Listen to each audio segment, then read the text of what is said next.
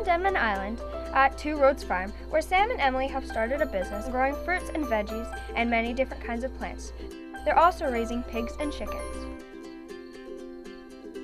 We're also here to ask them about their space and what their plans are for the future. So let's go! We are a market garden, so we grow 1 acre of mixed vegetables. We grow lettuces and salad mix, tomatoes, beets, carrots, and then a bunch of other stuff as well to round out a full market stall. There's really a lot of kale. We have that in our garden, and then the second row, the green, and at the end of that row, there's the green kale, and we have that too. But the blue, I haven't really seen before. Yeah. I love kale. Yeah, me too.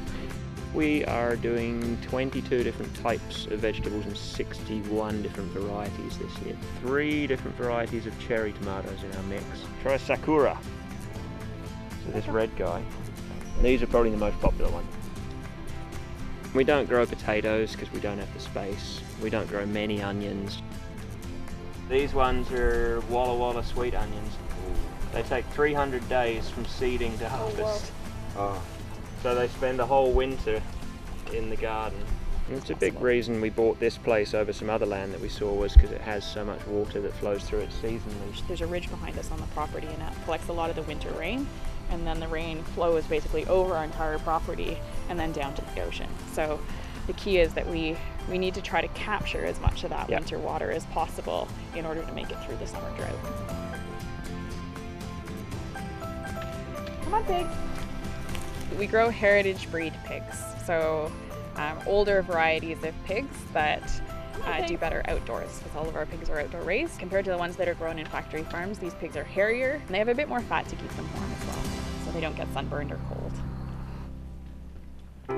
And we have about 11 hens. 11 hens, yeah, full grown, and then we've got about 15 chicks this year as well. The person on island here who breeds them, he calls them rainbow layers, because they lay a mix of green and blue and brown and coffee colored eggs and white as well, I guess. We always have our eye on trying to figure out how to do things in a more environmentally sustainable way, and so part of it's trying to maintain our soil health. Just planting a crop that doesn't get taken out, it gets mowed and put back into the soil. It means we're only putting stuff back in, and so that should help us to maintain long-term soil health. So we use a bacteria called BT, and it only affects the larvae that eats the caterpillar that eats the cabbages, the kale, all of that stuff. So it's an organic pest control method. So does it work after the bugs have turned into caterpillars? They actually have to be caterpillars and they have to be feeding for it to work. So you have to spot a little bit of damage and then you spray. We try to reduce our plastic waste. Instead of buying new greenhouse plastic, we give a second life to greenhouse plastic from the tree seedling industry, because they can only use their plastic for 1 season, but we can use it for another couple of years on top of that. One of the things that we enjoy and that sort of drives us about what we do is providing food to our local community, and the vast majority of what we grow right now is sold on Denman.